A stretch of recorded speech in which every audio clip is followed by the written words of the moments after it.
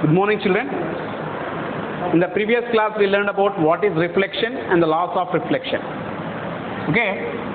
Today, coming to our 10th class syllabus, that is reflection of light by the curved surfaces. In the previous class, we learned about the basics about what is reflection and the laws of reflection that you have learned in 8th and 9th classes. But today, we are going directly into our, and we are entering into our syllabus, that is reflection of light by the curved surfaces. Okay.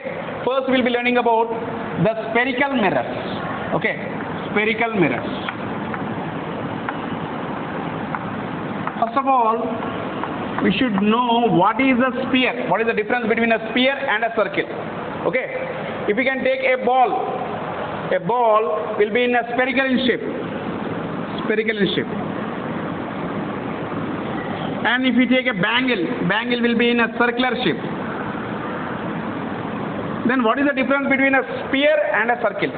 Sphere means it is a three-dimensional figure, whereas a circle is a two-dimensional figure. Normally, whatever the direction you rotate it, will be getting of the spherical shape. That is called as a sphere. Therefore, here when I am cutting, after taking a rubber ball, if I cut the ball into half, okay, we will be getting of two surfaces. If we take a half of this one, half of this sphere, we will be having of two surfaces. What are the two surfaces? One is this surface, which is inside surface, okay, and the other one is outside surface.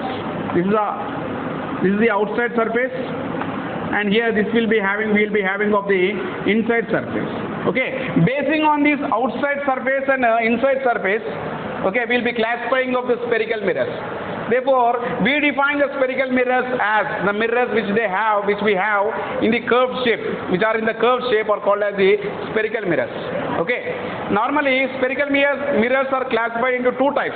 That is convex mirrors and as well as the concave mirrors.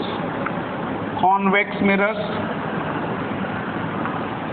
and the concave mirrors. Concave mirrors. If the reflecting surface is inside, then we say it is the concave mirror.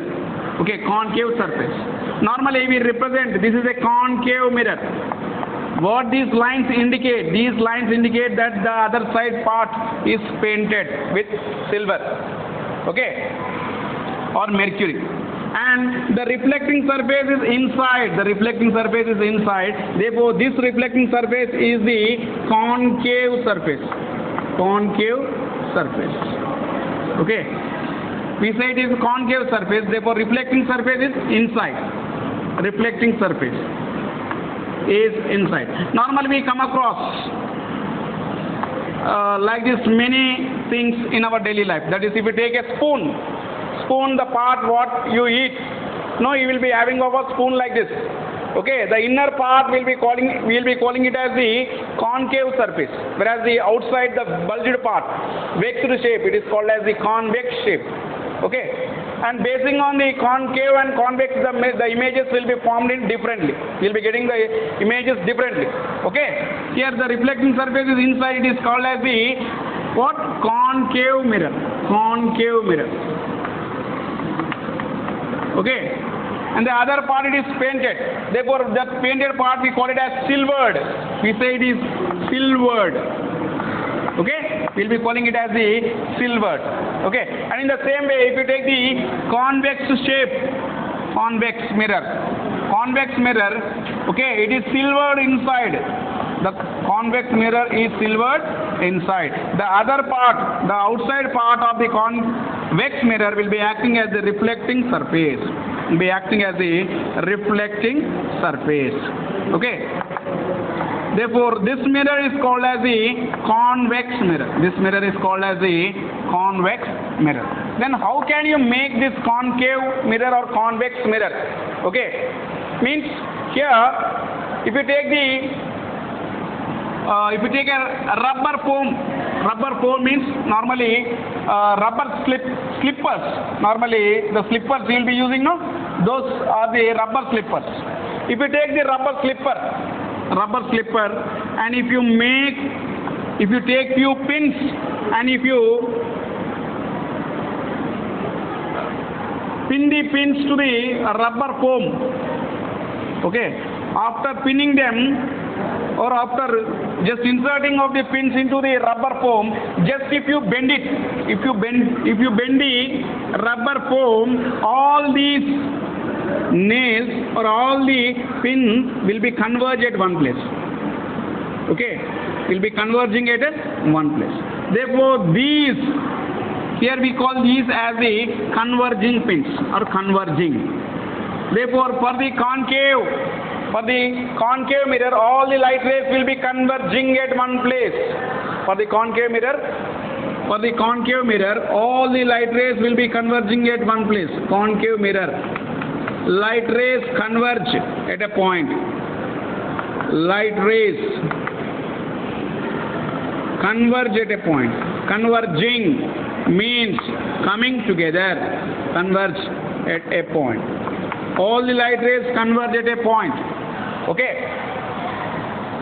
For a concave mirror, all the light rays will be converging at a point. As we have done the activity that taking up a rubber foam, okay, inserting of all the pins, and whenever you bend the rubber foam into in one shape like this, okay, all the pins, they try to converge at one place, they try to meet at one place.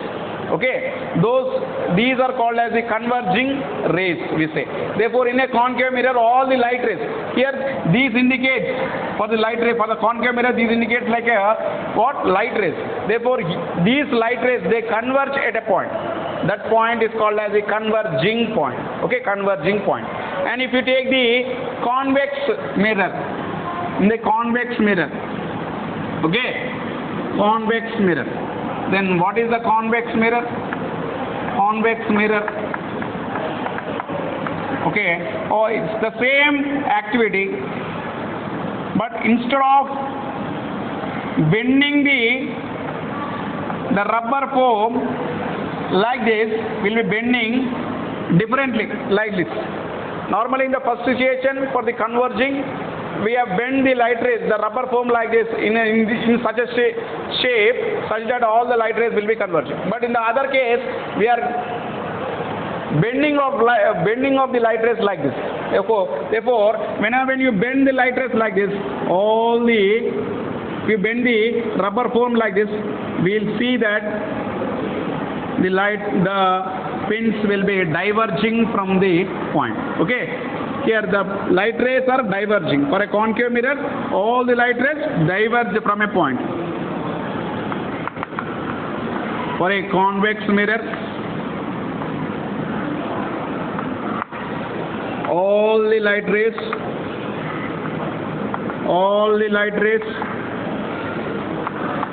diverge from a point.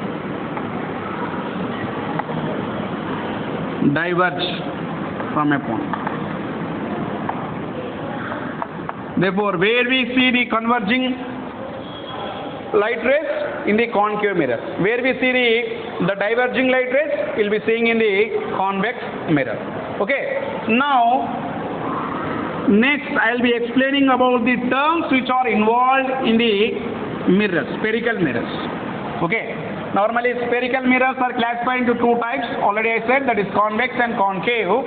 Therefore, first we will be learning about the concave mirror. Concave mirror. Okay. First we will be learning about the concave mirror. Okay. And see here in this concave mirror or convex mirror, okay, we will be coming across the common terms which are involved in these mirrors. Okay. We will be seeing the common terms. So what are the common terms which we see over here? Pole, center of curvature,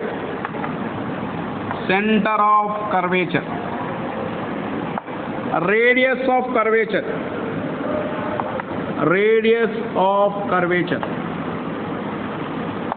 principal axis.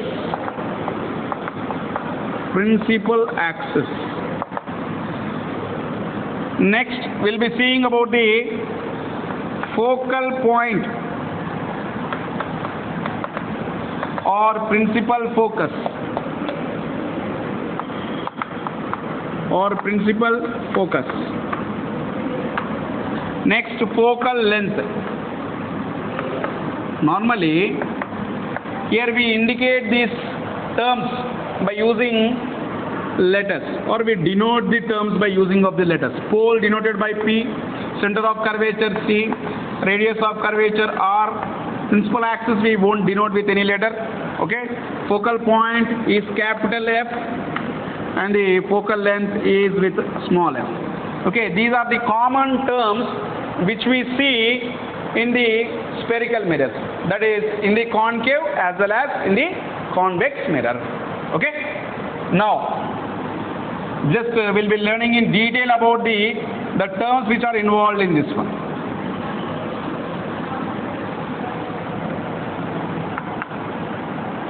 Terms involved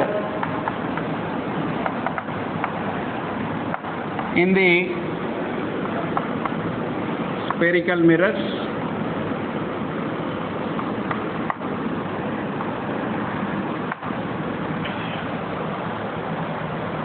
Okay, first one we have seen the pole. What do you mean by this pole? Pole is the center of the mirror. Pole is the center of the mirror. The center of the mirror is called as the pole. When you are drawing the mirrors, whether it is a concave mirror or convex mirror, you should draw it neatly by indicating the silvering. Silvering means by indicating these lines, compulsory. Okay, and the arrow marks are also very, very important in this one. Okay, normally in the exam point of view, okay, from this chapter compulsory you'll be getting one 4 marks question. Therefore it is very, very important. Now look at here. The center of the mirror is called as the pole. Normally we denote it by pole. Okay, P. We denote that pole by the P. Okay, the center of the mirror is called as the pole.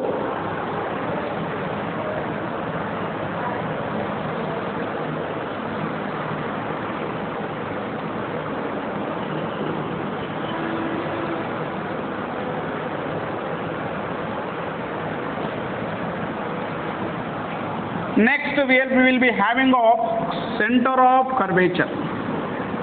Center of curvature. What do you mean by center of curvature? Center of curvature means the center of the sphere. The center, this is a sphere. Let us assume that this is a sphere. The center of the sphere where mirror is a part. Where mirror is a part. The center of the sphere where mirror is a part is called as the center of curvature. Okay, center of curvature. Center of curvature. The center of the sphere. The center of the sphere where mirror is a part. Mirror is a part. It is called as the center of curvature. Next, third one we are having of the radius of curvature. Then what do you mean by this radius of curvature? Radius of curvature. Radius of curvature means the distance between the pole and the center of curvature. The distance between the pole and the center of curvature. This distance, whatever the distance that is there, this is called as the center of the radius of curvature. Distance between the pole and the center of curvature is called as the radius of curvature. Normally radius of curvature is taken as R. That is R, capital R. It is represented with the letter capital R. Okay. Next one we will be having of the principal axis. Principal axis. Principal axis. The line.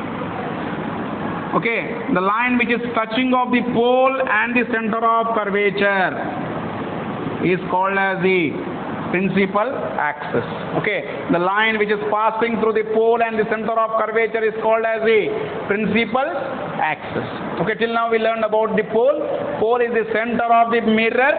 Okay, next one, center of curvature, center of the sphere where center of the sphere, total sphere, where mirror is a part, is called as the center of curvature.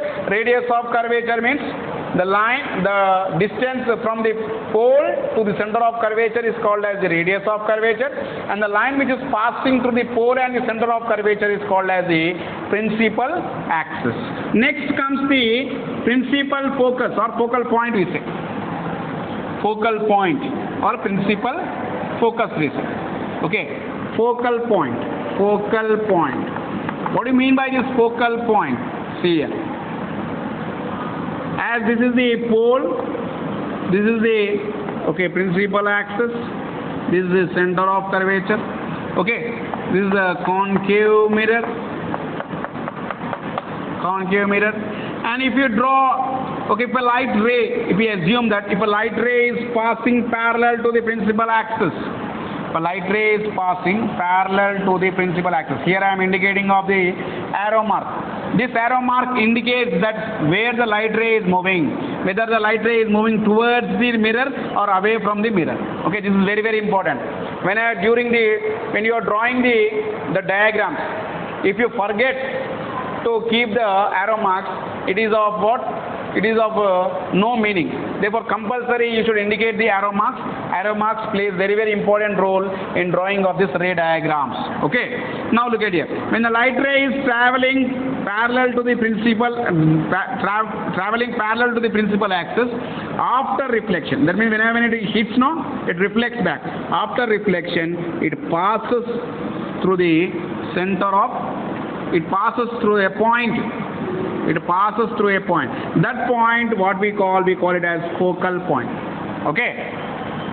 If a light ray travels parallel to the principal axis, okay, after hitting the mirror, okay, after hitting the surface of the mirror, it passes through one point. Okay, that point is called as the focal point. Normally, focal point is denoted with the letter F. Okay, focal point is denoted by the letter F. Okay. Now, and here next one we will be having a focal length. Focal length. Focal length means, normally focal length is denoted with the letter small f. Okay.